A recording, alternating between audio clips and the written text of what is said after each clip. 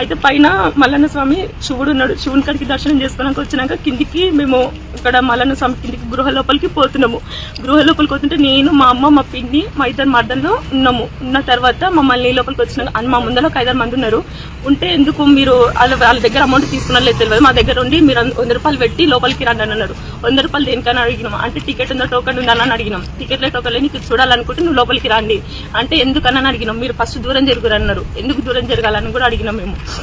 అంటే కిందికి దిగు మాట్లాడు, బోసిదాన అంటే బోసిదాన అంటూ నువ్వు కాపను అయితే నువ్వు కాపను, మేము కూడా గలీజ్గా మాట్లాడుతూ నువ్వు పుట్టవా, మేము తక్కువ జాతలు ఎక్కువ జాతలు నువ్వు కట్టు విలువ ఉంటుందని కూడా మా అమ్మ అన్నది. అన్న తర్వాత బోసిదాన పక్కకు జరగని చెయ్యి మా అమ్మ మీద చెయ్యి పెట్టి ఇట్లా తోసింది. శ్రీనివాసరెడ్డి ఒకరు ఉన్నారు అక్కడ. దొబ్బితే మా చిన్న పాప మా అమ్మ నేను దొబ్బుతున్నాను ఇట్లా అన్నారు. తర్వాత మేము కిందికి వచ్చినాము, మేము ఏడ్చుకుంటే కిందికి వచ్చినాము. అక్కడ 1000 మంది జనాలు ఉన్నారు. ఎందుకు ఇట్లా మాట్లాడుతుంటే మీరు ఎందుకు నీళ్ళు దిగలేదని మమ్మల్ని కూడా తిట్టినున్నారు వాళ్ళు. కిందికి వచ్చినాక వీడు 5కి 5:30కి వచ్చినున్నాడు. వచ్చినాక గిట్లా అన్నారు, గిట్లా చేసిరారు అంటే వీడు అడగని పోయాడు. అమ్మని పిల్లలు, మా అమ్మని మా పిల్లలు మీరు మీకు ఏం అవసరం అడగడానికి అని నేను ఈయనకి చెప్తే వీడు అడగడానికి పోతే అక్కడ వాళ్ళు లేరు. కొబ్బరికాయల రూమ్లు ఉన్నారు. గ్రూప్లో పెట్టి చూసుకున్నారు, ఎంబల్లో చూసుకున్నారు. వీళ్ళు అప్పటికి 4 ఉన్నారు అక్కడ. 4 పట్టుకొని ఇష్టం వచ్చినట్టు కిందేసి కొట్టినున్నారు వీళ్ళని.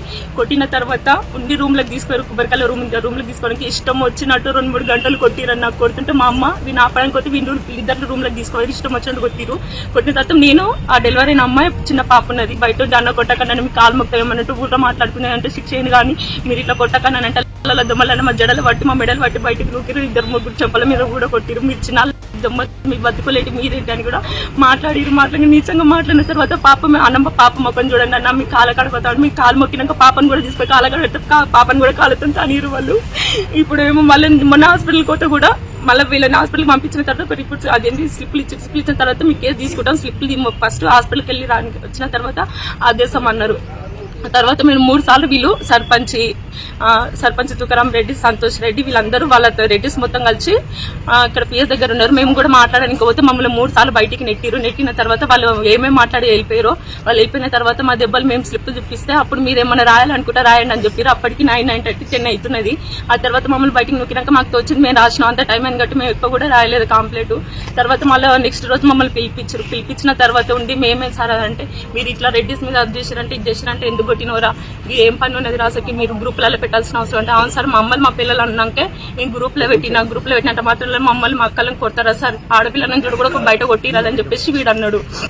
అన్న తర్వాత వీళ్ళకి పాపకు కూడా మేము నిన్న టైపింగ్ మంచిగా చేయాలని రిపోర్ట్స్ మళ్ళీ టైపింగ్ తీసుకొచ్చి మేము మళ్ళీ ఇదే పేపరు అక్కడ ఇచ్చినాము. మేము అందులో మంచిగా రాయలేదు, మేము కాంప్లీట్ సరిగ్గా రాయకపోతే మేము ఆలోచించుకొని మళ్ళీ మంచిగా రాసి మేము ఈ టైపింగ్ తెప్పించుకొస్తే అక్కడ ఇచ్చినట్టు ఈ పేపర్ కూడా లేదు. అక్కడ ఈ జీరాక్స్ మా దగ్గర పెట్టుకున్నాం మాకు ఇది ఉండాలని.